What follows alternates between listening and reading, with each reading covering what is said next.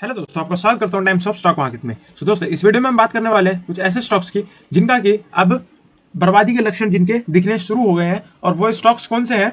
इस वीडियो का हमारा पहला स्टॉक है स्पाइसजेट। तो स्पाइसजेट की न्यूज़ तो आप सबको पता होगी कि कंपनी को ऑलरेडी कंपनी का एक कोर्ट केस चल रहा है जिसके अंदर की उनके पायलट्स ने कंपनी के ऊपर केस किया है कि उनकी सैलरी अभी तक नहीं मिल पाई है।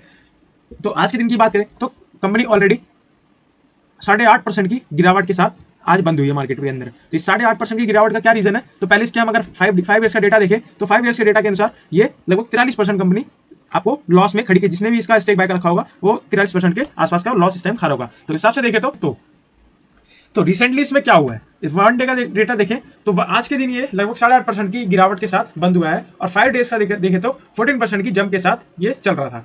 तो इसकी जो 14% की जो रिसेंटली जो जंप आई थी वो किस बेसिस पे आई थी? तो इसकी एक मार्केट में न्यूज घूम रही थी कि जो इंडिगो के जो सीईओ है राकेश गंगवार, एक न्यूज घूम रही थी कि वो इसके अंदर स्टेक अपना बाय कर सकते हैं। तो इन्होंने एडमिट कर लिया है कि एक रिपोर्ट में इन्होंने बताया है कि ये ऐसा कुछ भी नहीं कर रहे हैं, स्पाइसजेट कुछ भी नहीं कर रहे हैं ऐसा, नॉट बाइंग अ स्टेक, ये कोई भी स्टेक नहीं बाय कर रहे हैं। ये इन्होंने आज कंफर्म कर दिया, जिस वजह से आपको वो चीज देखने को मिला। तो इनकी न्यूज घूम रही थी जिस वजह से कंपनी रेज अराउंड 20% कंपनी इसका स्टॉक बढ़ा था और 43 रुपए की ये हाई लगा के आया था। तो कंपनी जो इंडिगो के जो सीईओ हैं उन्होंने आज पूरा कंफर्म कर दिया कि वो इसमें कोई भी स्टेक नहीं बाय करने वाले। स्पाइसजेट ट्रिब्यूट नियरली मंडे, आज के दिन उन्होंने कंफर्म किया कि इंडिगो के जो को फाउंडर है राकेश गंगवार वो not acquire a state of low cost carrier. तो जिस वजह से आपको स्पाइसजेट के अंदर ये वाला आपको 8.5% की आज के दिन गिरावट देखने को मिली।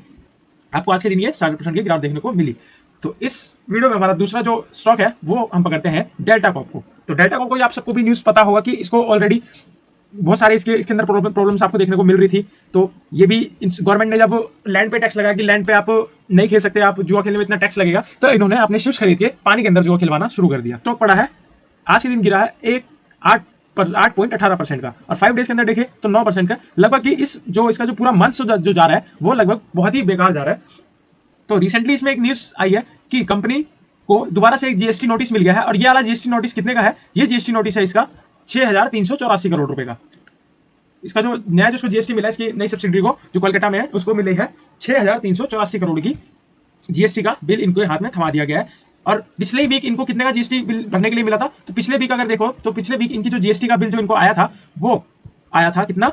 16,822 करोड़ का, जितनी की डेल्टा कॉर्प की पूरी कंपनी की वैल्यूएशन भी नहीं है, उतना इसको जीएसटी बिल टैक्स पे करने का नोटिस जारी आया था। तो ऐसी सिचुएशन में क्या लगता है आपको? जितनी कंपनी की वैल्यूएशन अभी इस टाइम पे अगर आप चेक करो तो कंपनी की वैल्यूएशन इस टाइम पे कितनी है, कितनी देखने को मिल रही है? इसकी वैल्यूएशन अभी आपको दिखनी लिख रही है लगभग 3,500 करोड़ की वैल्यूएशन, 3,419 करोड़ की वैल्यूएशन। और इसकी वैल्यूएशन की इसके 4 गुना इसको टैक्स नोटिस आया था पिछले वीक, और इसके अंदर आप 2 और ऐड करो लगभग 6 गुना इसको टैक्स नोटिस आया है। तो कंपनी कहां से भर पाएगी इतना टैक्स नोटिस? अब ये देखने वाली चीज होगी। और इनका अभी कोर्ट में भी केस चल रहा है, अब देखना पड़ेगा कि इनकी जो नई सब्सिडी को ये वाला नोटिस आया है वो इसके साथ क्या करते हैं। इसका भी जहां तक अंदाजा है कि सबको ही पता है कि ये भी एक कोर्ट केस में जाएगा, 5-6 साल ऐसे ही चलेगा, कोर्ट केस लंबा खींचेगा काफी। तो इन शेयर्स में आपको थोड़ा आपकी दूर रहने की कोशिश, जिससे कि आपका पैसा फंसे ना और आप अपना रिटर्न्स दूसरे किसी स्टॉक्स में अच्छे फंडामेंटल एंड टेक्निकल के हिसाब से अगर आप चेक करो तो आप अच्छे स्टॉक्स में अपना अच्छा रिटर्न बना सकते हो। अब इन स्टॉक्स में अगर आप मैक्सिमम देखो तो मैक्सिमम इन स्टॉक्स में अगर आप इसका शेयर होल्डिंग पैटर्न देखो तो रिटेलर्स आपको ज्यादा फंसते हुए मिलेंगे इन स्टॉक्स के अंदर। देखो आपके सामने चीजें खुद ही है। इन स्टॉक्स में देखो कितने परसेंट है रिटेलर्स? 42% है। और इतनी तो प्रमोटर के पास होल्डिंग भी नहीं है जितनी रिटेलर्स के पास है। यहां से प्रमोटर लगभग अपनी पोजीशंस को कम करी है इसने, और यहां से देखो तो रिटेलर्स की पोजीशन आपको इंक्रीजमेंट होती दिखेगी। 42% की रिटेलर्स की है और प्रमोटर की जो है वो है 33%। अब देखने की बात ये है कि इसका जो Q2 का जो रिजल्ट आता है वो शेयर पैटर्न, ये इसके होल्डिंग पैटर्न्स में क्या चेंज आपको दिखाता है, चेंज आपको शेयर होल्डिंग पैटर्न्स में क्या चीजें इसकी दिखती है, ये डिपेंड करेगा इसके Q2 के रिजल्ट पे। सो दोस्तों, आशा करता हूं आपको वीडियो अच्छी लगी होगी। तो वीडियो अच्छी लगी होगी चैनल सब्सक्राइब कर देना, वीडियो को लाइक कर देना। अब मिलते हैं आपसे नेक्स्ट वीडियो में, जब तक के लिए टाटा बाय बाय।